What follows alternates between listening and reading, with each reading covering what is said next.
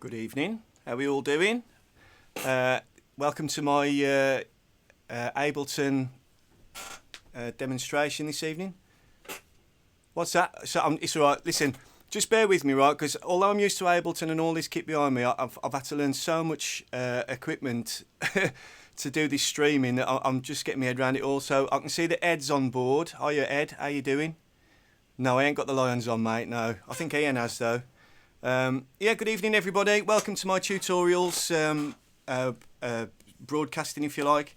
I'm going to do this over the next 3 days. Yeah, and my name's Peza, if you didn't know me. So yeah, I make music. I've been making music for about 30 years now, and predominantly Ableton has been the tool that I use. I'm in the middle of writing a course, an online course, which we'll go into a lot more depth than some of the stuff that we're covering, although I'm hoping to cover some of the stuff that's going to be useful to you. Hiya mate. Yeah, so I am going to keep checking the comments as well. All right, Ammo, how you doing, mate? Nice to see you. Nice little wave there from you as well, mate. Thank you. And yes, nice to see you too, Ed. I'm hoping that you can hear me. I'm hoping that you can see everything okay. I'm going to do my best to get to grips with this new tech that I've got in the studio at the minute. Yeah, and not all that stuff behind me, that's been there for a while, but yeah, I've got like new cameras and mics and everything, so if I do go a bit quiet and if I do have a little fumble around, just bear with me. I will try and get back on track as soon as possible. And for me, it's a little bit of hello Paul, how you doing, mate? Wait a bit, let's just say hello to you. How you doing, Paul? Long time no see. You alright? Thanks for tuning in. Yeah, sorry about the burp. I've just had a little tot of whiskey just to calm the nerves. Yeah, so basically tonight, all it is tonight really is an introduction to the course, and to try and go through some of the basics with Ableton, i.e. the user interface. I know Ed, for instance, is coming from Logic over to Ableton, so it can be a bit of a steep learning curve, but as you'll probably find out, if you do the 3 days, you'll probably find out you know, the learning curve's well worth it and it's worth sticking with. So yeah, that's kind of where we're at with it really. There's 10 viewers, so people that are lurking, just say hello and give me a shout out so I know who you are and what you're doing. Alright, so there we go. Yeah, I'm gonna hopefully give you a bit of an insight into the user interface on Ableton tonight, but as I say, I'll go into a lot more depth on the course that I'm writing, so this really is just a bit of a taster. Hi Ben, how you doing, mate? You alright? Thanks for tuning in, buddy. Yeah, so I'm hoping to, at the end of the session, you should be able to find your way around Ableton. You know, if you're brand new to it, then this is ideal for you. If you're still getting to grips with it, hiya Scott, how you doing? You alright, mate? If you're still getting to grips with it, then yeah, this might be a bit of a refresher. But ideally what I want to do is try and get you guys sort of involved and engaging with me. Hi Joe, how you doing, man? You alright? Yeah, engaging me with the Q&A afterwards. I think that's going to be really beneficial for everybody that's kind of tuning in, because you'll probably ask questions that I'm not covering and somebody else might have the same question and vice versa. So, you know, just get involved, and hopefully we'll cover quite a bit tonight. So yeah, thanks for tuning in everybody. So as I say, I'm going to start in a sec, but I just want to reiterate that there's quite a lot for me to try and get to grips with all this streaming software. So if I do have a little fumble around, just bear with, and I'll try and get it back on track as soon as possible. So yeah, what I'm going to do then, I'm going to switch over to Ableton in a sec, and I'm going to just talk you through a couple of things about the interface. I'm not going to try and cover everything because there's so much to it, that if I was to sit here and just try and go through absolutely every little thing, I think you might start thinking, okay, I'm going to switch the lines on and put the sound back on then. Do you know what I mean? So I'm going to try and skim through a few things. I'm going to try and keep my eyes on the comments, and hopefully, you know, it's going to be useful for people that are tuning in, and we'll see where we get to. So let me just, I'm going to turn around that way, and you're going to see me pop down in a little corner in a minute. So just again, just bear with. as I switch over to this. Now I'm hoping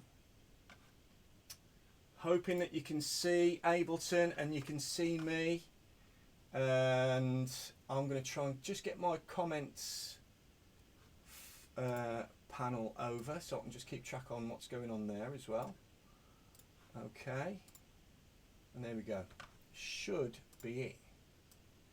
Right, so like I say, I'm going to start now, but if, like I say, if you feel like you want to just pop up with a question, I'll do my best to answer it whilst I'm broadcasting. But if not, I will come back to it. I will try and come back to the questions. If you've got something that you really want to ask, I've got my eye on it. So as I'm kind of walking through, yeah, just fire away if you've got something that you want to ask.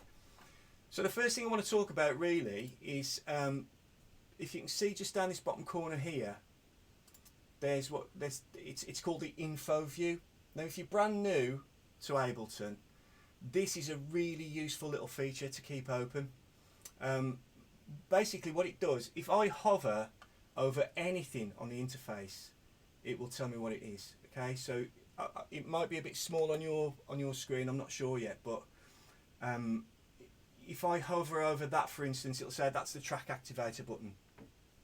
In English, that's the mute button, right? So if I click it, it'll be off. If I click it, it'll be on, right? So, but the useful thing is about this info view, you can click on anything. So, you know, if you're thinking, okay, well, what does that say? What does that do? That's the input type. So you can choose your inputs from there.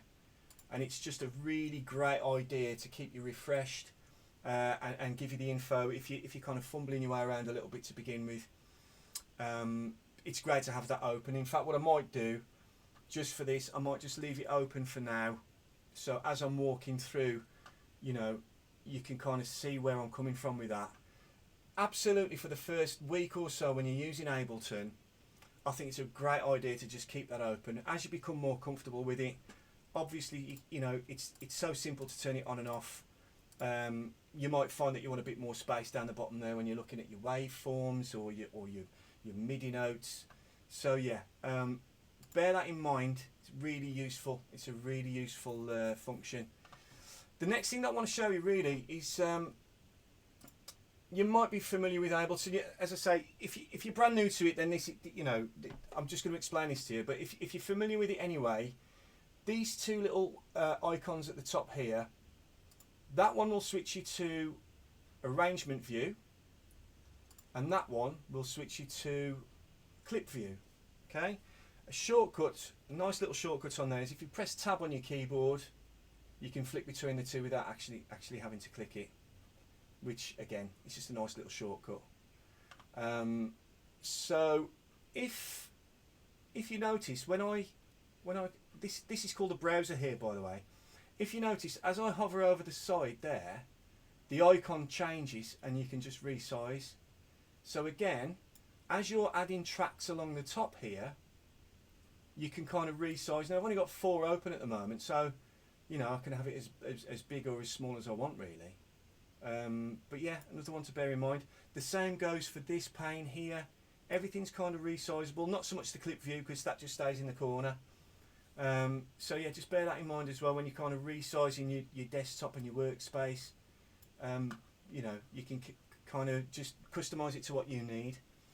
So I'm going to start top left, right? So if we look at this link button, and again, this is a function that I'm probably not going to go into too much detail on this at the moment because it's more of an advanced function. I'll briefly explain what it does.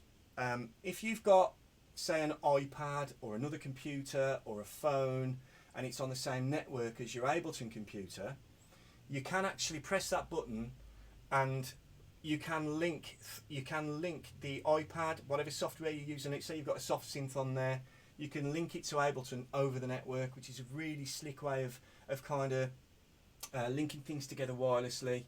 Let's say, for instance, you've got an iPad and you've got a really nice little synth on it, you've got a killer little riff on it. You can put your audio, you can take the audio out into your audio interface and you want to record it but it's out of sync, you can use the link button to kind of link things through.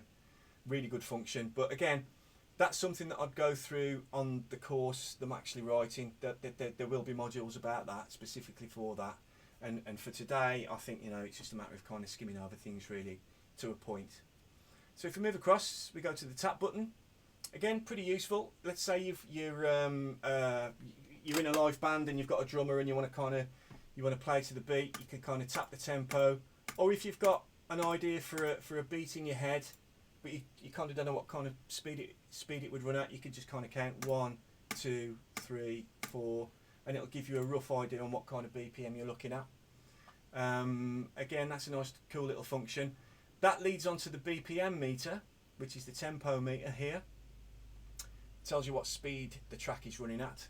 So you can actually just click on that, slide up, slide down, or you can go over to your keyboard and say, right, okay, I know I want to work at 128 beats per minute. A bit too fast for me these days, but you get the drift. Okay, and then you can just click it in, and there you go, you're away. Now again, these two buttons here, that's like a nudge left and a nudge right. I DJ with Ableton, and I use these if I'm going back to back with someone and they're playing vinyl or CDJs or whatever, and I'm using Ableton. I can actually kind of beat match with those two buttons. The controller I've got an APC 40, and you can actually nudge left and right and kind of get things in time, so you can actually go back to back and still DJ, you know, using Ableton. But again, another sort of advanced function. Here's your 4/4 time signature. So that will tell you what time signature you're at.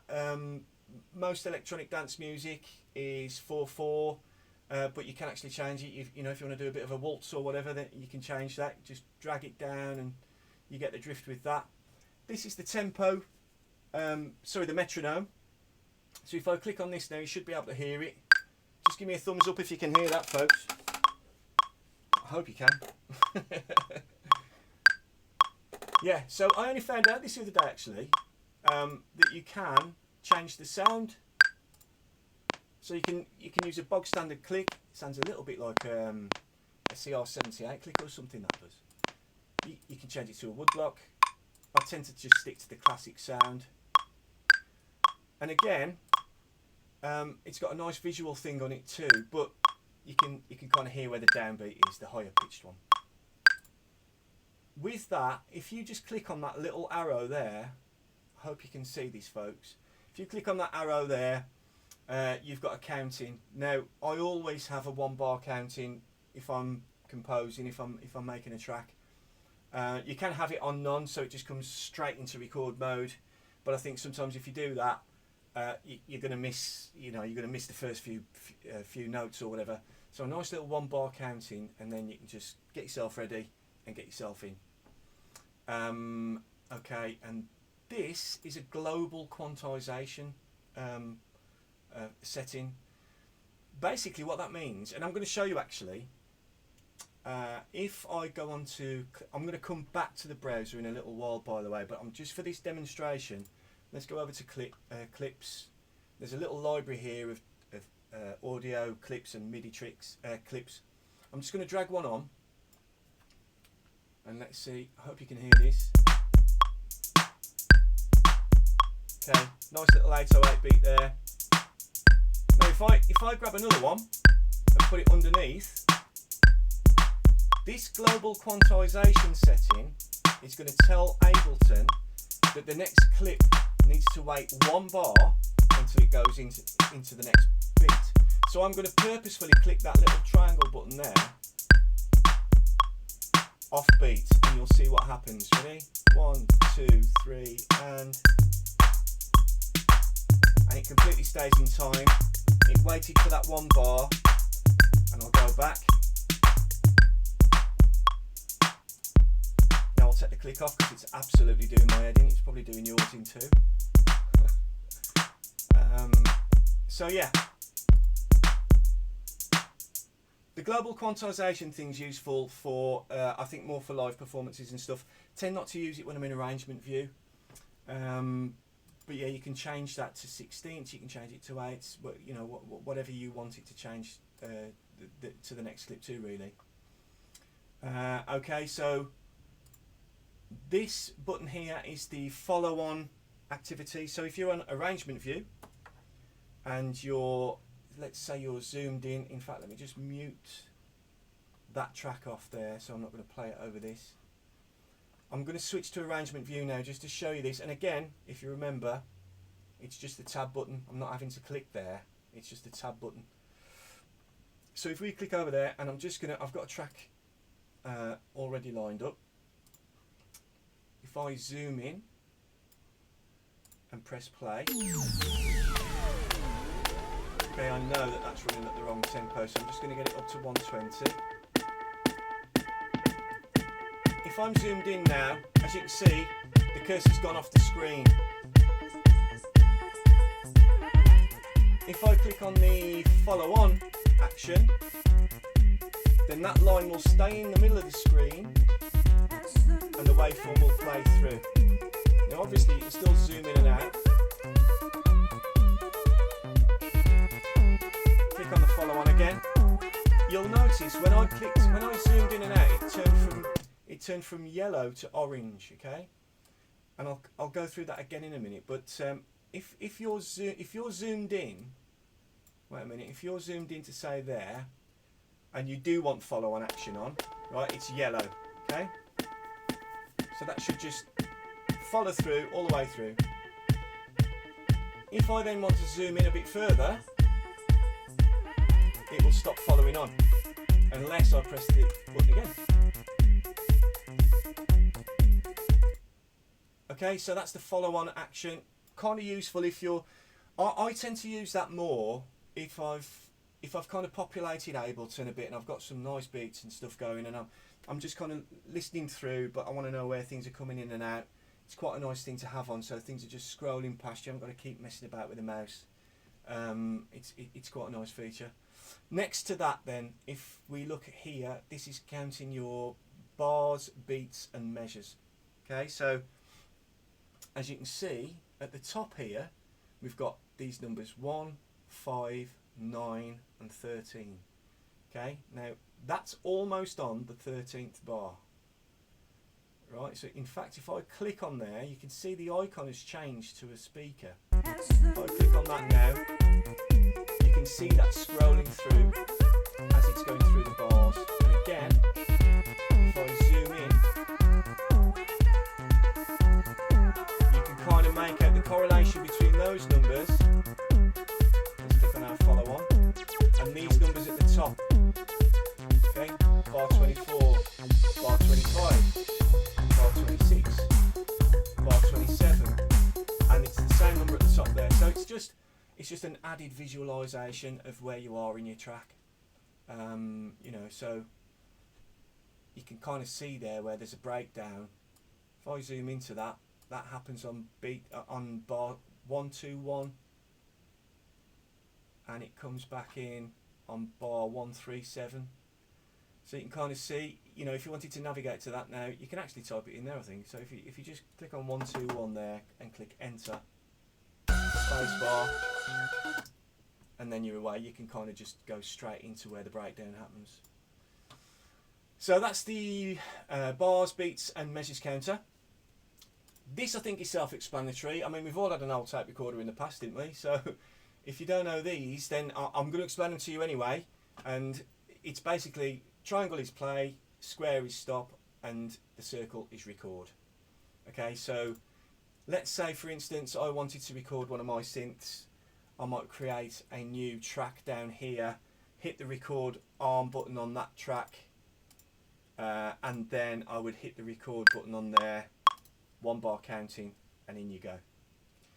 I'm not going to do that now because I'm trying my best to just focus on the user interface, but as you could probably tell, it's really easy to kind of get carried away with Ableton once you start. So that's kind of what I'm doing now, to be honest.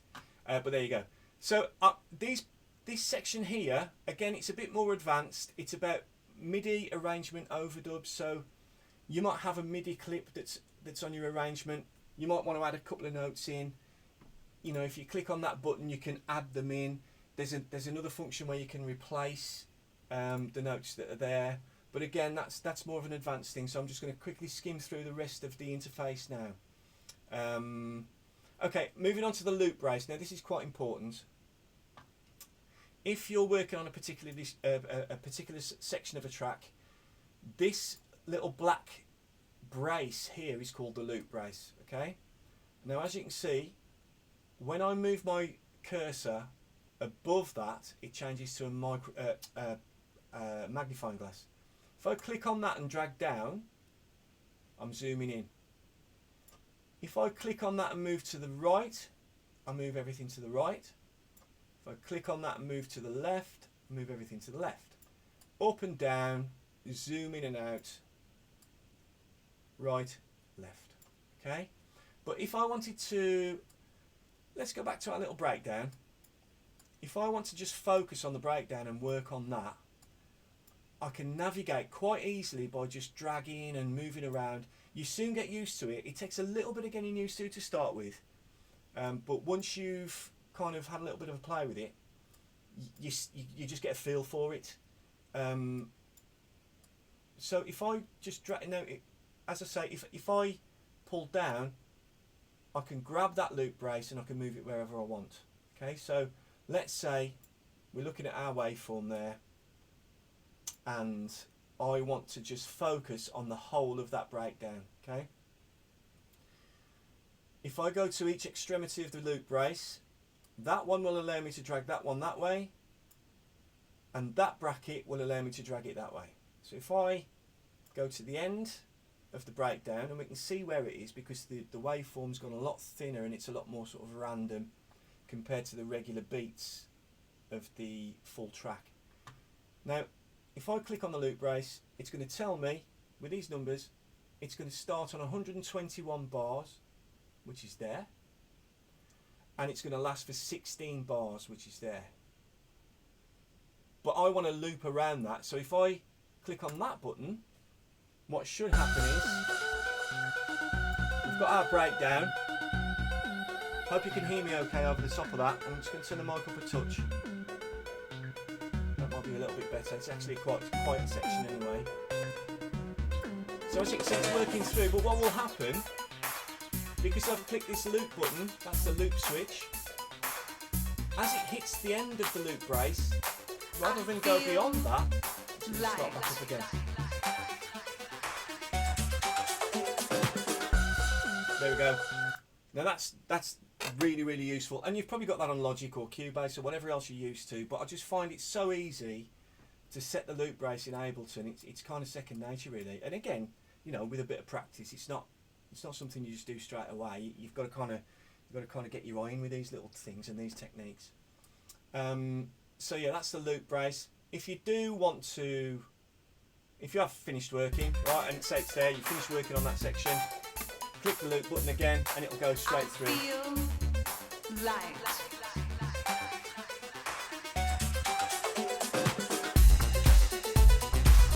And there you go. So that's the loop brace.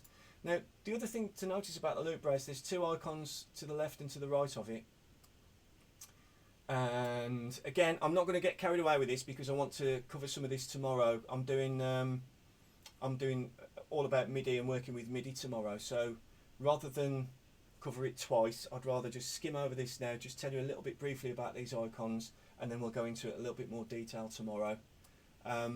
So let's say that you've worked on the breakdown, but actually you want to add another keyboard part onto an audio track, okay?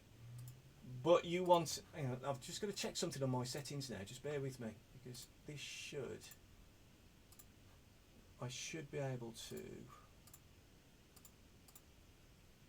okay, let's try that, okay, cool. So, and again, I'll go through that again. Okay, cool, it's alright, just getting there. Okay, is that better?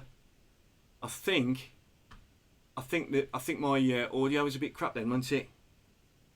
Okay, I've just realised. I'm hoping that the audio is better now. Hope you could hear everything that I've just been saying, but it should be a lot clearer now. Right, okay. We're going to go through this part now. So if you're recording okay, cheers Ed, thanks mate. Yeah, I forgot to unmute my mic, but I'm hoping you could you hear everything else? Just say yeah if you could hear everything else, but it was a bit crap sound. That's fine. Yeah, okay. As long as that's working now, that's cool. Right, so where was I? Yeah, so these are punch in and punch out, right? So you've probably come across this before if you've done any kind of audio work or whatever. If I wanted to record a new... Nice one. Thanks, guys. Thanks for letting me know. Yeah. Oh, you could hear it. Thanks, Scott. Brilliant. And the sound's better. Okay, great stuff. Teething problems, man. Teething problems. It's not Ableton. It's all this rubbish. Anyway, I'm hoping it sounds better now. Yeah, so back to it, right? So punch in and punch out. Now, again, this is useful if you've got a drum machine or you've got a synth next to you or you're using a soft synth or whatever, and you're working on a section of the track. Let's say I wanted to record something after this breakdown. I could just use my speaker icon round about here. If I've got punch in set and punch out set, what I want to record onto that audio track, what I would do is arm the audio track using that arm button there. Go back a little while just to give myself a bit of a run in. I know, Ben. Right? And then you'll notice when it hits the punch in section, it's going to start recording. When it comes to the punch out section, it's going to stop, right? Pretty self-explanatory, but it's really, really useful. So, in fact, have I got any audio on there? I'm just going to record something, just anything, right? So, here we go. If now I press the record button on the main transport, so it's ready to record. When that comes in,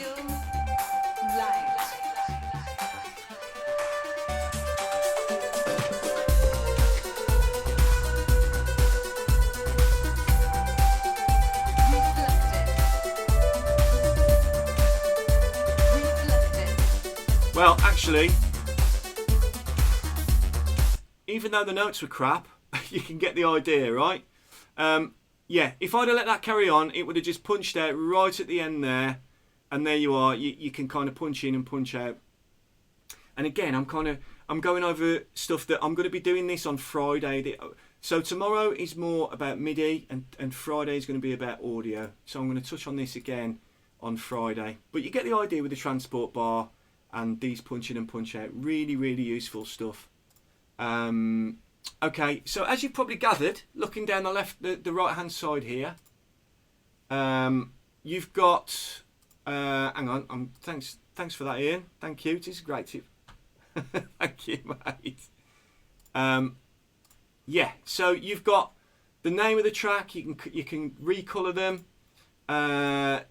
This is a remix that I did last year, and as you import things, you'll notice if I grab.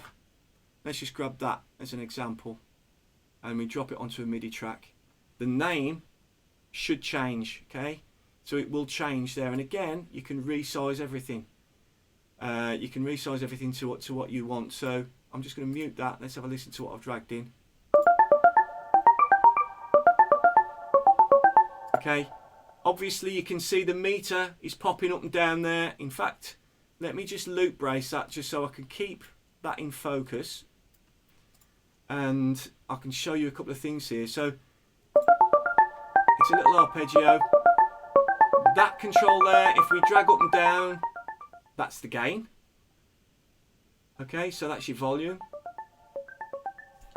Now it's on record arm at the moment. We can switch that off and it won't affect anything. That means basically if I wanted to record something over the top of it, I could. That's your mute button. Okay, these controls here are sends. Right, now you'll notice at the bottom here I've got a reverb and a delay. Right, now there's nothing on there, there's nothing on the arrangement, but if I bring this one up, that will be the delay first, right? So that's send number 2 or send B, and it's going to the delay. Now if you can hear that, that's repeating, there's a nice little delay on there. I'm going to bring that down. Now if I bring this one up, that should be reverb.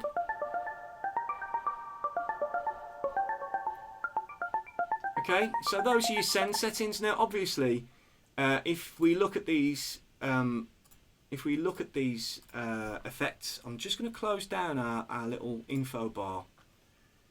These are really basic, bog standard effects that you get built in with Ableton. You get them pretty much every version. I mean, I've been using Ableton from around version 2, and we're on version 11 now.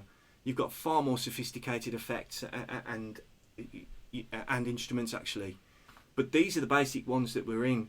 I think around about version 3 or 4, to be honest, and they still sound good and they still do the job. So don't discount them when you're starting to use Ableton. Even though they're the older versions of the effects, they still sound great and you can still get some great effects out of them. But you can actually change. So if I wanted, for instance, if I did want to put a reverb after my delay, I'll just go up to my reverbs here, grab a reverb, pop it on after the delay, and let's try that again and see what it sounds like. So if we press play, send it to return B. Okay, and if I click on that, I can have a massive delay on the reverb on the. There we go. And if you press stop, you'll still hear the delay and the reverb. Right, so you can just chain as many of those as you want, but again, that's a little bit more advanced. I'm really trying to stick to just the interface at the moment. But all of these things, I'm going to cover these in far more depth when I introduce you to the course that I'm going to be putting online. So just bear that in mind as well. Okay, so we've covered those. You can actually customize this section here. So if you've got all your inputs and your outputs, you've got them organized how you want them, you don't want to see that anymore because it's taking up a bit of real estate on your screen. If you click on that I/O button, then the in and out section will disappear. So the in and out section is very, very flexible. You can route anything to anything in Ableton. It really is quite comprehensive. So if you're working on that, then obviously you want that open. But again, if you're not working on it, just close it off. There's no real need for it to be on there. Same with your return tracks, your reverb and your delay. If you don't want them on there and you just want to focus on the arrangement that you've got going, you want a bit more real estate on your screen, just click on the R button and you can make them disappear or appear when you want to work on them again.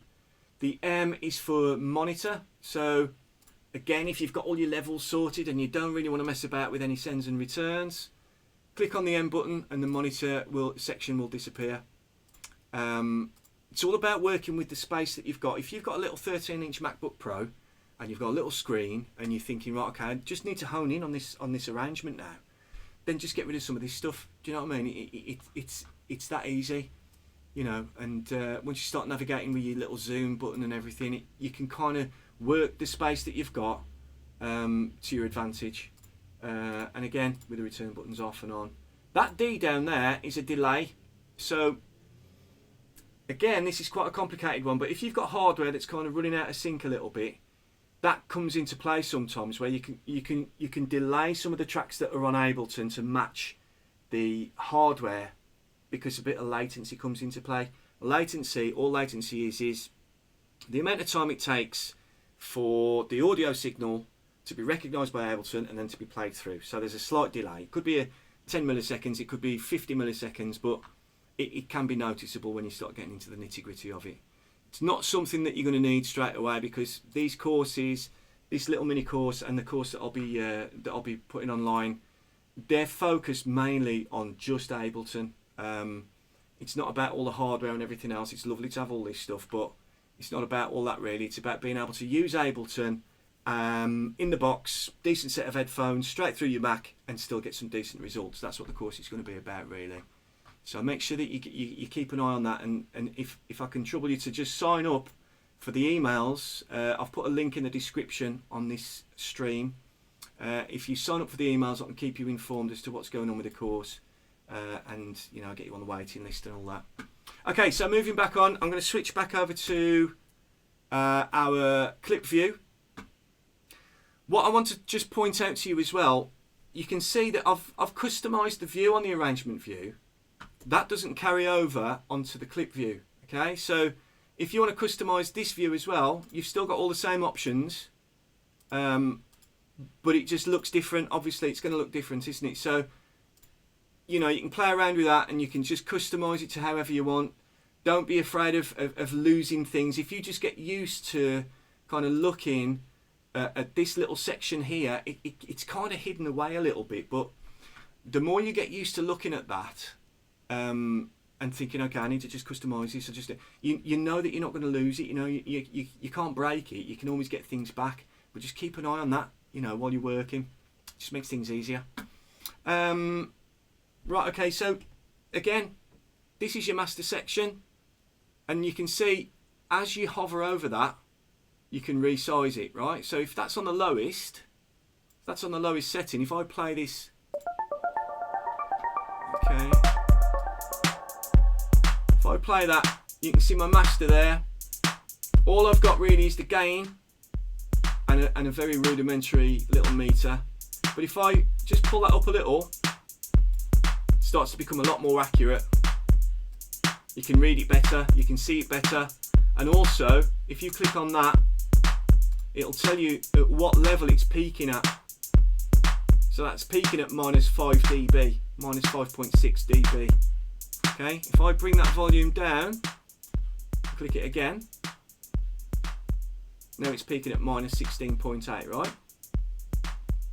So it's a really interesting way to just keep an eye on your gain staging. You know, it's really important to make sure that, you know, I see quite a lot of people when they fire Ableton up, they just start throwing loops into it and everything, and as soon as you start getting 4 or 5 different loops running all at the same time, this is going to bump into the red, and that's not what you want. So I always, pretty much always, when I start a project, I'm just going to stop that for a second. When I start a project, I pretty much always start with my faders down to about minus 8 dB, which then that gives you a bit of headroom to work around. As soon as you start adding more things, or you want the bass to be a bit louder, you've got more scope to boost things up. You know, your kick drum might end up getting lost. You've got 8 dB of gain to play around with. You know, that's just a personal thing that I do, and it saves me a lot of time and effort when I'm kind of mixing the track down, or I want to try new ideas. It kind of saves me a lot of time and effort having to keep going back and turning things down and then back up again, and then you've lost the balance. So yeah, good tip, just start with everything at minus 8 dB. You can always turn your monitors or your headphones up to compensate for it. So yeah, that's that. Just quickly now, because I know it's gone quite quickly actually since I started rabbiting on. I've quite enjoyed it, and I think I've gone over what I said I would do, but there you go. We'll carry on for a little bit. Yeah, so just looking at these 2 panes down here briefly. If you look here, we've got the instrument that this little 808 riff is playing at. Now you've got all different kinds of controls here. This is different. Can you still hear me, Ed? Okay, Ed's saying we've lost sound. I'm hoping everybody can still hear me. Just give me a thumbs up if you can still hear me, guys. Okay, Ian says it's alright, Ed, so it might be your system, mate. Just have a quick look at that. Oh, by the way, folks, this will be uploaded onto my YouTube page as well. So if anybody missed tonight, let me just turn that off. I feel like I should be rapping this with that going on in the background. Yeah, so if anybody missed this tonight, or you want somebody else to see it, and please send you know, get your friends involved. If you think somebody might find it useful, get your friends involved, get them to sign up for the emails, get them onto the Peza tutorials page, and get them onto the YouTube page as well. All the links are in the description. So yeah, just click on them, get them subscribed, send it through, do whatever you want to just share it. But like I say, this video will be uploaded onto my YouTube channel tomorrow as well. So you know, if you do want to go over some of the things that we've talked about tonight, by all means you can just click on that, and you should be able to rewind it. Yeah, so getting back onto this very quickly, and then I'll have worked around it. I think I haven't even talked about the bloody browser yet, which is a massive thing, but you know, we'll try and have a little look through it. Yeah, so if I double click on this part here, which is called the clip, the clip will contain MIDI information or audio information. It could contain controller information, but that, again, that's for another day. As I play this, you'll see the cursor will sweep through. I'm just going to raise that up a little bit so you can see a little bit better. Okay, you can see the kick drums. Tells you on the left hand side what they are. There's the snare drum, there's the clap, closed hi-hat, right? So that's your information for your MIDI track. If you double click on the actual track name or number, then it will give you the instrument. So the Outland bells that we heard earlier, in fact, let's set them up.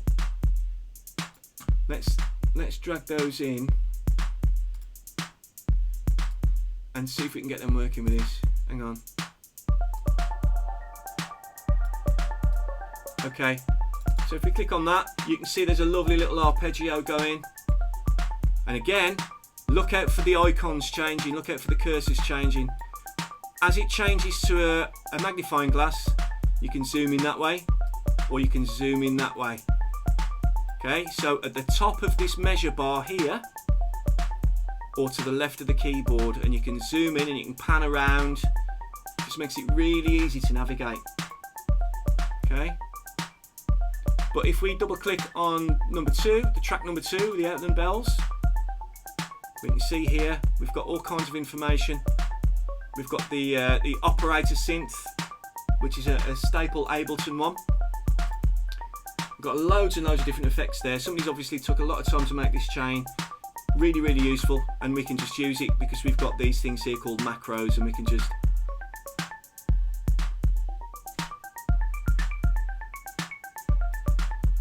okay. So that's a very, very brief overview of that section there. That needs to be, and again, I will go into more detail with that, but you know, it's kind of getting on a little bit now, and I just want to quickly talk to you about the browser. Now, in my opinion, the browser is one of the most powerful functions of Ableton that makes it stand out above any of the other doors. And I'll be honest with you, I used to use Cubase, and I've had a little look at Logic, and I like them. I used Cubase for quite a while, a number of years actually, and it's brilliant. But as soon as I started using Ableton, I thought this is for me, and this is one of the reasons. But the browser's developed such a lot over the past few versions. It's really, really comprehensive. If you look down here, you've got sounds. So I just spoke to you about operator. If we look at synth lead, you know, you've got different presets there that will just drag in to the arrangement or the clip view. And then you've got these weird, lovely effects, you know. So if we double click on that, we can kind of just paste anything in, press play.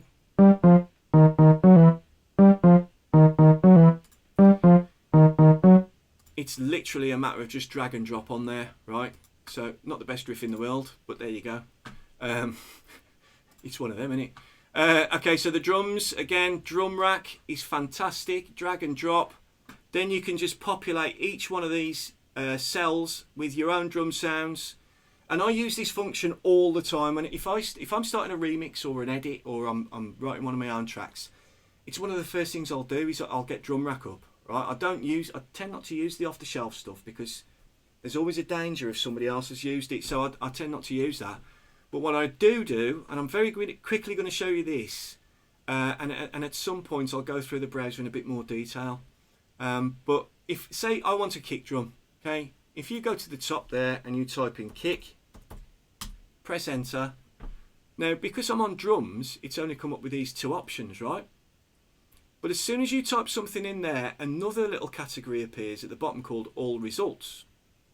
Now, if I click on that, every single sample that I've got on my hard drive with the word kick in it is going to be available. Right, so let's say I like that kick, drag it on, drop it onto C1. That corresponds to the key, by the way, on a keyboard. Now, if I double click and just create an empty clip, you'll hear how quick and easy it is to get your favourite kick drum so that you're ready to go acid mad, right? That's how quick and easy it is. Now let's say I wanted a hat, right? Just for instance, hat. I'm on all results. Right, that'll do, just for demonstration purposes. I always put my hats on C2, don't ask me why, but it's just, that's what I do.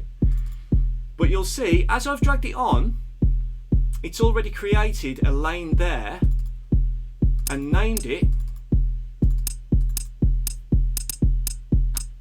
So I know exactly what I'm you know, if I wanted claps, bongos, congas, whatever, the more I'm populating my drum rack, those names will appear on the clip. So then you can just go ahead and play on your keyboard, or you can paste them in, entirely up to you. Yeah, so what I'm going to do now, I'm going to try and get you guys involved now and do a little bit of Q&A, because I'm kind of rabbiting on a lot, and I know it's getting on a bit, so I want at least 10 minutes of Q&A, if that's all right with you fellas. So I'm going to just switch back over now. Hang on a minute. Let's see what's going on. If I can remember how to do this. Wait a minute. I think I'm back. Wait a bit. Right, can you hear me?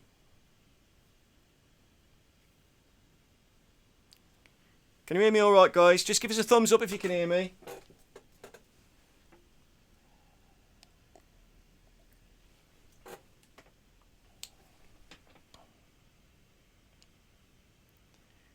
Anybody? Yeah, okay, cool. Nice one, thanks Ian.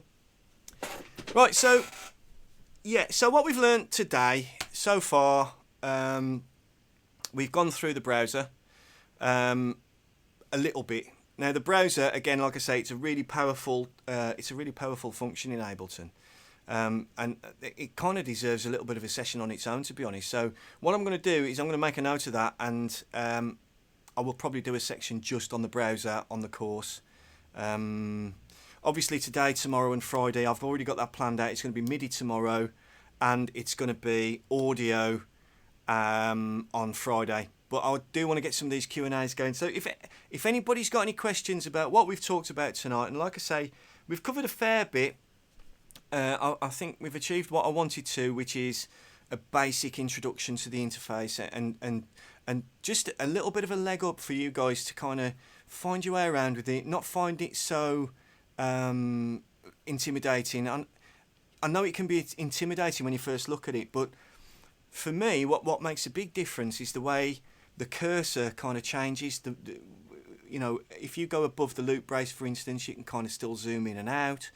I quite like the fact that it does that. So, you know, for you guys that are kind of finding your way with it, or just, you know, having a bit of a refresher or whatever it is, just practice that. Just practice what happens to the mouse cursor when you move it to certain parts of the interface, and you'll soon get you'll soon get your way around it.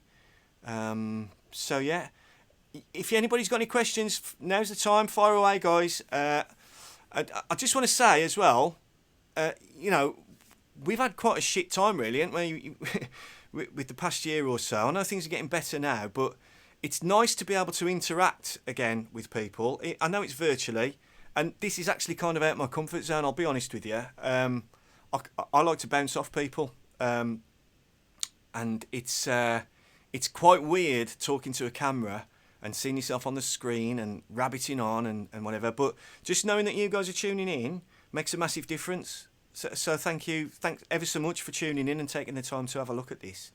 Okay, Scott, we've got a question here. So, Scott, any must-have basic settings that will make our lives easier that have not been covered? Absolutely, yeah. Scott, it depends on your setup. Can you just quickly tell me, are you just laptop, or have you already got an audio interface or peripherals that you're using? If you can let me know, and in fact, yeah, just let me know quickly if you can now, and I'll try and cover it. Settings are very specific to your setup. So with my setup, as you can see, it's really quite complicated, especially with all this bloody nonsense going on as well with the streaming stuff. So yeah, it's very specific to your settings, but you know, we can work through that, and as soon as you get through some of the basics, ideally you want a low buffer size on your settings. Right now I'm hoping laptop and a MIDI controller, no interface yet. Okay, and just let me know if it's Mac or PC, because that can make a bit of a difference as well. Yeah, so it's very dependent on your setup. If you listen, Scott, drop me a message later. If I can't reply this evening, I'll reply in the morning. Just drop me a message, and I'll try and give you a couple of little pointers on that. Yeah, and I think that's something that I will go through on the course. Ed, right, okay. Ed, can you go through that bit again when you were dragging a kick and then drawing notes in? Yes, I will do, but I'll be doing that tomorrow, Ed. Right, because I've jumped the gun again. Right, and I was meant to be showing you the interface, and I've gone and started making a beat, which I said I wouldn't do. Right, so I am going to go through that tomorrow. What I wanted to happen was, I wanted you to get an idea of the interface and some of the things that you might have missed.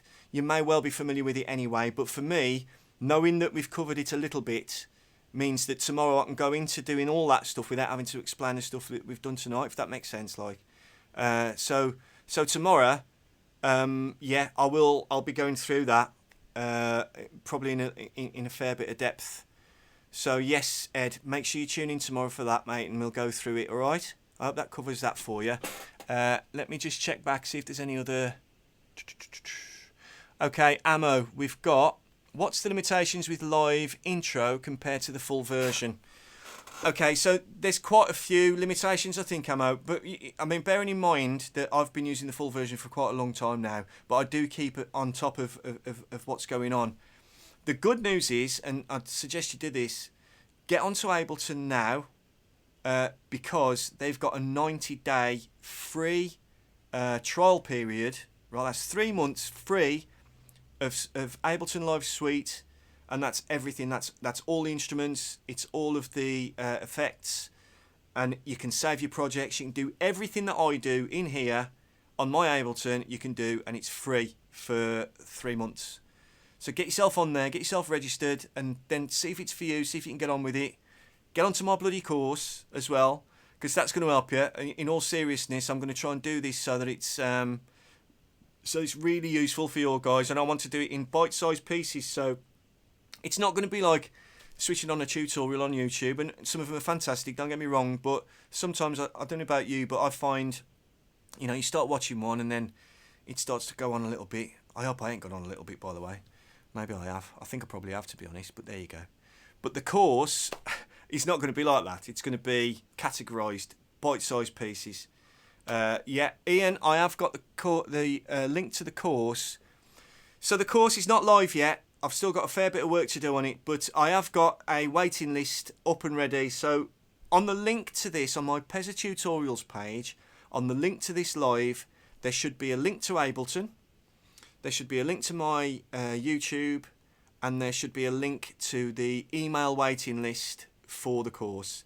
And with that email waiting list, what I'll be able to do is just send you a couple of emails out and just keep you abreast of as what's happening, time scales and all that kind of thing. So yeah, please sign up to that, and if you know anybody who you think it might be interesting for, point them in the right direction and get them signed up for that as well.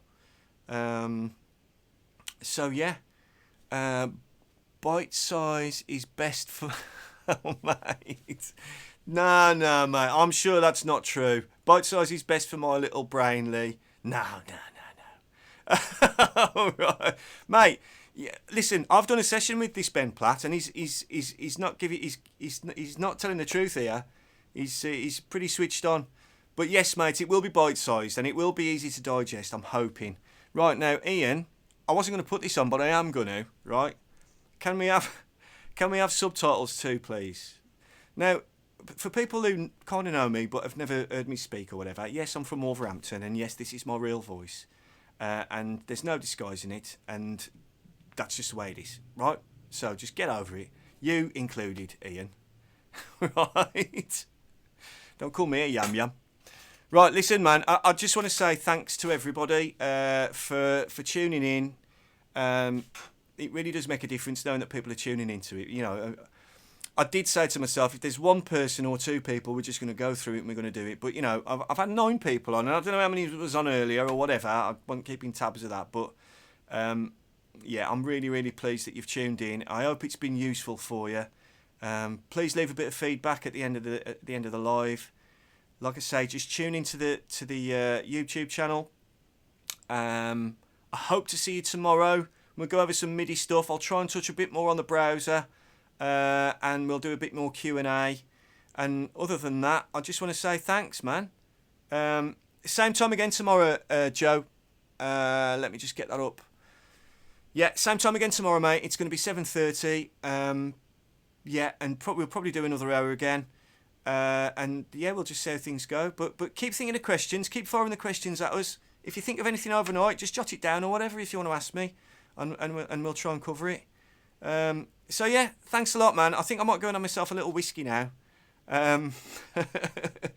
Thanks ever so much, guys. Have a lovely evening, and I hope to see you tomorrow.